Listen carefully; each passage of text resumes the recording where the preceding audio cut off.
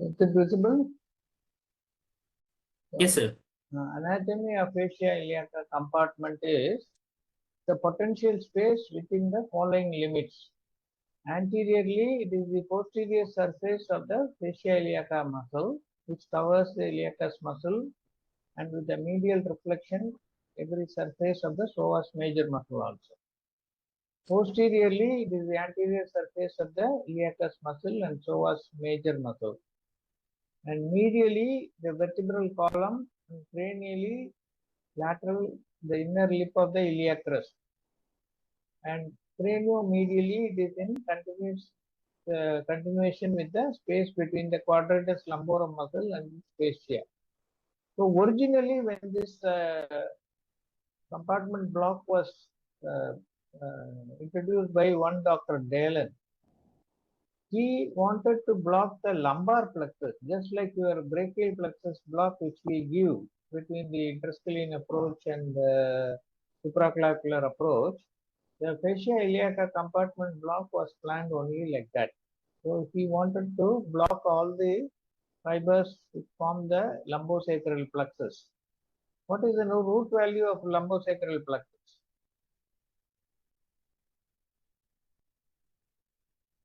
What is the root value of femoral nerve? Dr. Damodaran.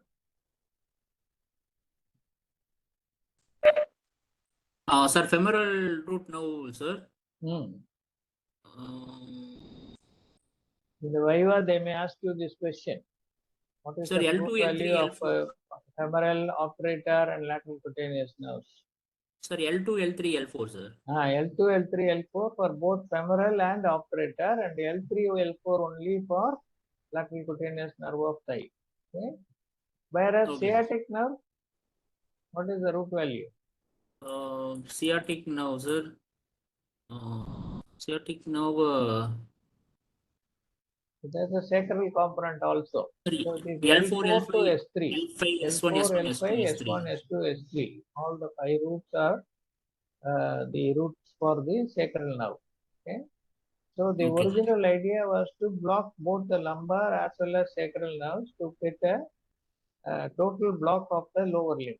But after that, when they tried anatomical cadaveric dissection, they found that it is covering only mainly the lumbar roots, not the sacral roots.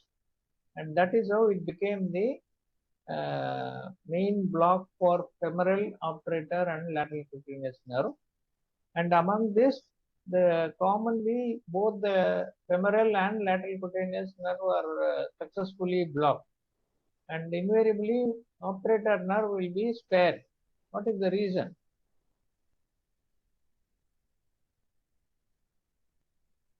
The operator now lies more anterior, sir. More medial. Medial. Okay, so I will just show you the picture. This picture will give you a good idea. So you can see this is the fascia iliaca. Okay, this black line is the fascia iliaca. This is the major femoral nerve, and you have this lateral cutaneous nerve as a white structure here, and you have the femoral branch, genitofemoral branch of femoral nerve, and you can see the operator nerve, which has an anterior and posterior branch, which is almost quite medial to that, even beyond the femoral vessels, both the artery and nerve. And the drug has to pass through this gap between, this is the iliacus muscle and this is the fascia covering that. So when you try to put your needle between the muscle and the fascia and inject a large volume of local anesthetic, it will spread through this potential space, and it has to come up to this level to block the operator. And that is the reason majority of the times operator will get missed. But if you inject about 40 ml, definitely the space is so small, it will gradually come over and then block the operator also. So if all the 3 nerves are blocked, then it will produce a very successful pain relief, because these 3 nerves of this, mainly the femoral and the operator, they supply the anterior aspects of the capsule of the hip joint. Whereas the posterior surface of the hip joint capsule What is the nerve supply for that? Sir, which nerve, sir? Posterior capsule of the hip joint. What is it supplied by? Which nerve supply the posterior capsule of the hip joint? These two nerves, the obturator and the femoral, they supply the anterior capsule of the hip joint. Yes, sir. Whereas the posterior capsule is supplied by, naturally, if you have little logically think over it, you can answer that. What is the nerve which is supplying the posterior aspect of the leg? Which is the major nerve equivalent to femoral, which is supplying the lower leg? Sciatic nerve, sir. Sciatic nerve. So a branch from sciatic and a branch of quadratus lumborum muscle are the nerve. They are the two nerves which supply the posterior capsule of the hip joint. And that is why the block with the fascia iliaca gives only partial relief from the hip joint pain, because the sciatic nerve will be still there, but you get a very good pain relief because majority of the capsule is supplied by femoral and the obturator nerve, and a small portion only is supplied by the sciatic and quadratus and the posterior aspect. So the fracture neck of femur, when you give what is called on arrival block for immediate relief of pain for patients with fracture neck of femur or any hip injury, this fascia iliaca compartment block works well because it supplies the major portion of the capsule covering the hip joint. And this is the anatomy that you have to remember. So these are all the various anatomical surfaces for the fascia iliaca compartment. This has an anterior covering, there's a posterior layer, there's a medial and a craniomedial compartment. Once you do that, describe the anatomy, then you go for the indications. The indications can be preoperative analgesia, both preoperatively for patients with fractured neck of femur or shaft of femur. It can be given as an adjuvant analgesia for any hip surgery, and it can be used for above knee amputation also, and it can be used for plaster application in children with femoral fracture. It is useful for analgesia of knee surgery, provided you combine it with a sciatic nerve block also.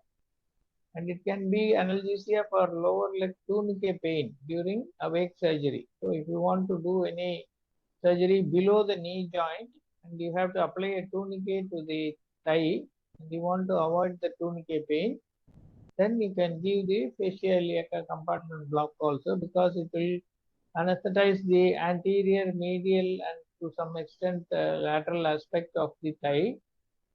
Patient will have a better pain relief with the tourniquet. And to reduce the requirement of opioid analgesia, especially in patients who are elderly and with the coexisting respiratory diseases, and also insert a catheter for continuous infusion purposes and additional boluses if you want to prolong the post-op analgesia. So these are all the indications that you can write in your answer. The contraindications for this block is common to all: patient refusal, anticoagulation therapy, previous femoral FEMPOP or any other femoral artery surgery, inflammation and infection over the injection site, allergy to local anesthetics are all contraindications. Now coming to the technique of blocking, you have a, as you rightly said, landmark procedure and ultrasound guided procedure. And landmark procedure is the landmarks that you have to remember are the anterior superior iliac spine and pubic tubercle. And the patient is first prepare the local anesthetic solution, attach it to the blunt short pivot needle and flush the needle, make sure that it is patent. Then make the patient lie supine and palpate the ipsilateral femoral pulse at the level of your planned injection. And the pulse should be palpable 1.5 to 2 centimeter medial to the intended point of initial hit. So where you put the needle, the pulse should be little away from that to a medial side. So your insertion site is lateral to the pulse of the femoral artery. And the prepare the skin and infiltrate the skin and deeper tissue to 1% lignocaine. Using a blunted or sharp pivot needle, pierce the skin at the right angle to the skin. That is, first piercing which should be at right angle. It should be totally vertical. And once through the skin, adjust the needle angle to about 60 degrees and direct the tip cranially. So after inserting vertically at 90 degrees, you bend the hand and direct the needle cranially or towards underneath the inguinal ligament.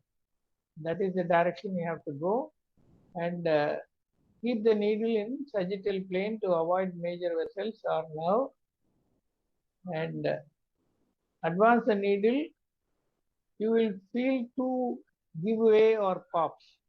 The first pop will be piercing the fascia lata, and once you go beyond that, second pop will be the piercing of fascia iliaca.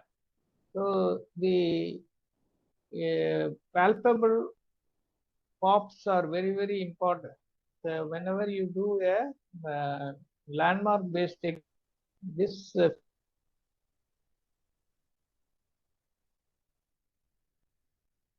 very important.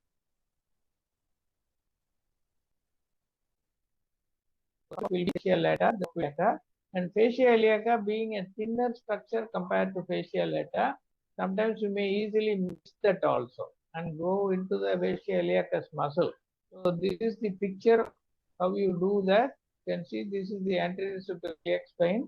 This is the pubic tubercle. So that connecting line between these two, which will be parallel to the inguinal ligament, is divided into three: the middle third, the medial third, and the lateral third. So junction of the middle and lateral third with the you have to go, and 1 centimeter below that point is the point of insertion. So you go first downwards and bend the hand to 60 degrees and advance the needle like this towards the abdomen. And when you do that, you have to feel pops. And once you have that second pop also, decrease further the angle to 30 degrees and advance the needle another 1 to 2 millimeter to be sufficiently inside the compartment, fascia iliaca compartment. Then always aspirate below before the injection and give small quantities of local anesthetic. As I told you in the last class, you have to repeatedly aspirate and give small aliquots local anesthetic for any block, which is very important. And if aspiration is negative, then start injecting the local anesthetic. And when you inject, there should be no resistance to injection, which means if there is a resistance, that means you are inside the muscle mass. Then you have to withdraw the needle slightly until there is no resistance to injection. And patient should not have any pain or paresthesia, which indicates that you are very close to the nerve or injuring the nerve. And first inject approximately 20 ml slowly, giving every 5 ml, and then disconnect the syringe from the needle and take another needle to inject the rest of the volume. When you do that, what you can see, if you are in the correct potential space of fascia iliaca compartment, the local anesthetic will dribble out. It will form a small drop and it will try to come out because it is under great pressure inside that small potential space.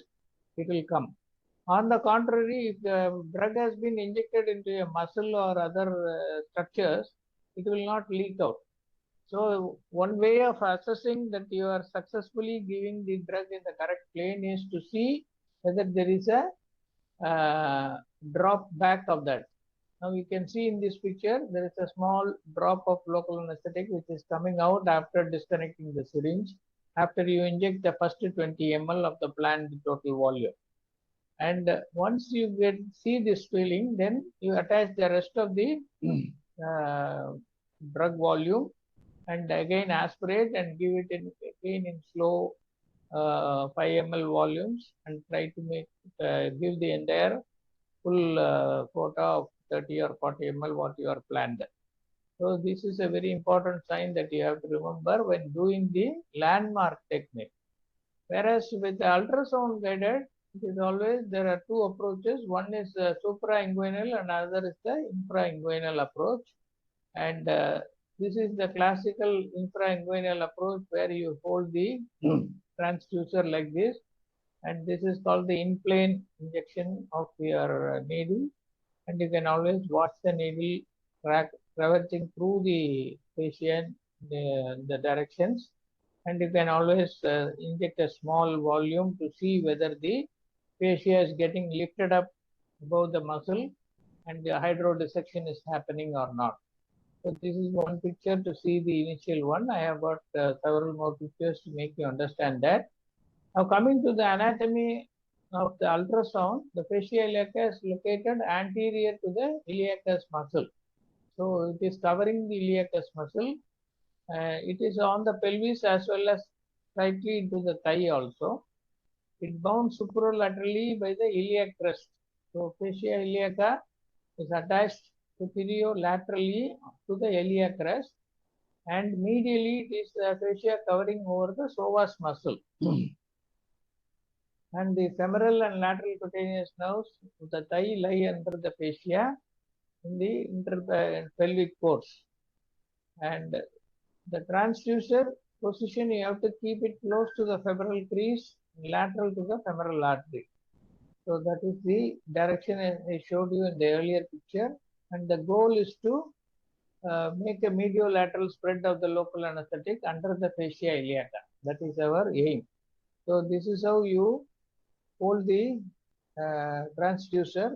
You can see this is the lateral side of the thigh, this is the caudal, this is the cranial, this is the medial, and you will have the femoral artery here, and you can see the needle is being inserted as an in-plane technique at the point where the middle and the lateral 1/3 join 1 centimeter below, and this is the anterior superior iliac crest. So that is this picture will give you an idea about how to do the needle insertion. And here it is because of unlike your landmark technique where you puncture with the 90 degrees to the skin, here it is already 60 degrees to the skin. When you do with ultrasound, because you are able to see the structures, the needle insertion itself is slightly angulated. It is not vertical like what you do in the landmark technique. And these are all the structures you will be able to see. The fascia lata, underneath that, the fascia iliaca is there. Then below that is the fascia iliaca muscle. And you can see the needle traversing between the fascia iliaca fascia and the muscle. So it is coming into this, and you can see the femoral nerve situated here, the psoas muscle is here, and the iliacus muscle is here. So this is the direction in which it has to come, and it has to spread through all these areas. Now, if you go by infrainguinal approach, your needle will be here, and you have the femoral artery, vein, and nerve here. So you are lateral to the femoral artery, very close to the sartorius muscle.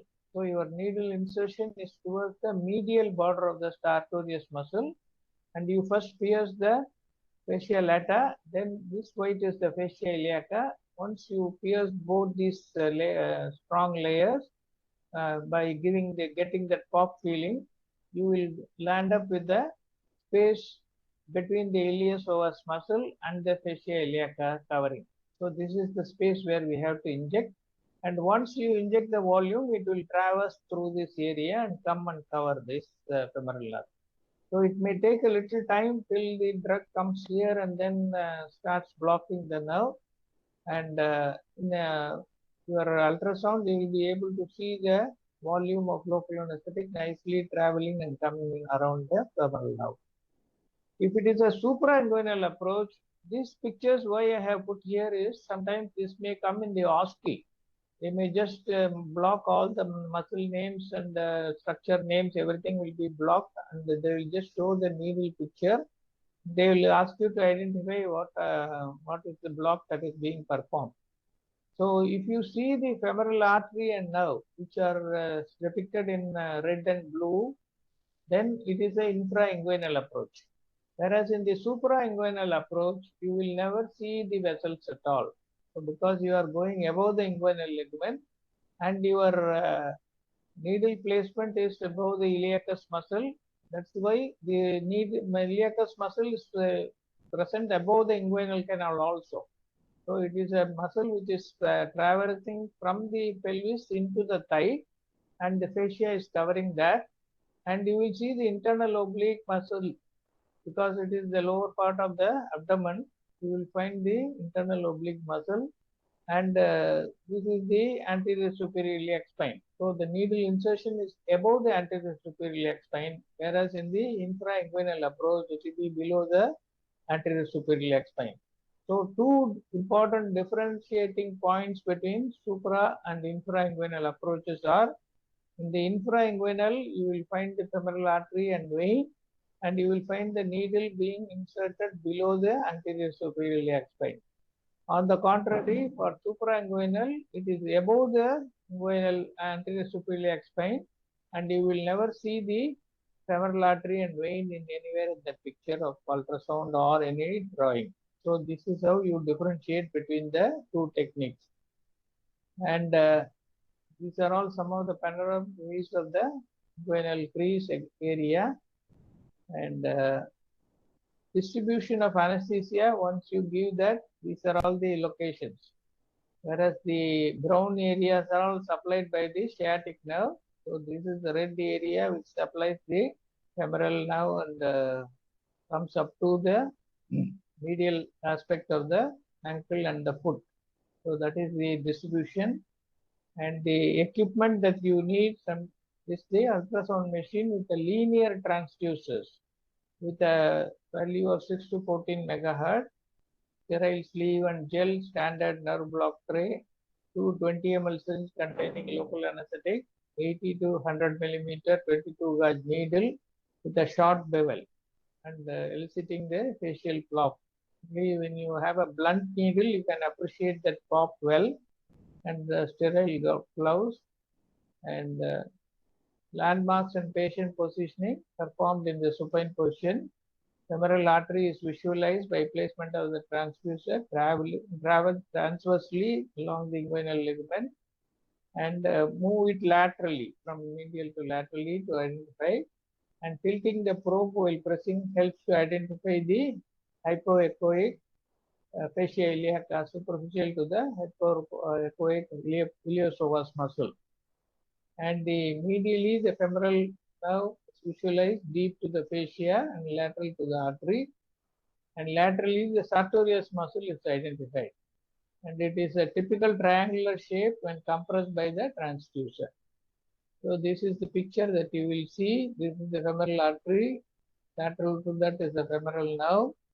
This is the fascia iliaca, under which you have the iliopsoas muscle, and this is the sartorius muscle, which is forming a triangular shape when you compress it with your transducer. This is the lateral end, this is the medial end. And the technique of blocking is the patient in supine, the skin is disinfected and transducer position, and the iliopsoas muscle and fascia iliac to be identified, and transducer moved laterally until the sartorius muscle is also identified. Then raise a skin wheel, and then insert the needle in plane, and the needle eventually pierces the fascia. That is, the fascia lata will be first pierced, which will give a pop feeling, and then it may also send a snapback in the use ultrasound image.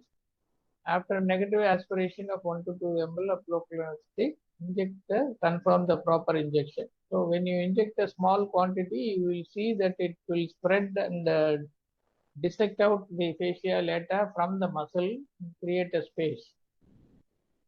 And proper injection will result in the separation of both the fascia iliaca and the medial lateral direction in the point. It will spread on both the directions. And in adult, you will require about 20 to 40 ml. In children, you require 0.7 ml per kg. The success of the nerve block is best predicted by documenting the spread of the local toward the femoral nerve medially and underneath the sartorius muscle laterally. So it will not only move medially, it will move laterally also. And in obese patient, instead of in plane, you can use an out of plane technique, which will be easier to locate the space. And these are all the various positions. The colored picture is the how it is going medially as well as laterally. This is the first insertion from the lateral aspect through the sartorius muscle underneath the fascia iliaca. And once you inject the drug, it spreads both towards the femoral nerve as well as laterally under the sartorius muscle. And the suprainguinal probe is oriented in a sagittal plane along the iliacus muscle. Needle path and simulation location are shaded area just deep to the fascia iliaca next to external oblique muscle also. So here you can have the external oblique muscle, and you can see there is no femoral artery or nerve like this. So this is the intrainguinal, this is the suprainguinal, and you, when you again come from the lateral to the medial, you can see the local anesthetic spreading along the fascia iliaca muscles underneath the fascia iliaca over the muscle. And this is another picture of true live picture how you do the fascia iliaca. This is intrainguinal and this is suprainguinal, and sartorius external oblique or external oblique muscle, anterior superior iliac spine, and this is another classical picture of how to do that. This is the typical infra approach. And, you can see the in-plane approach with the facial, the transducer being held parallel to the inguinal ligament.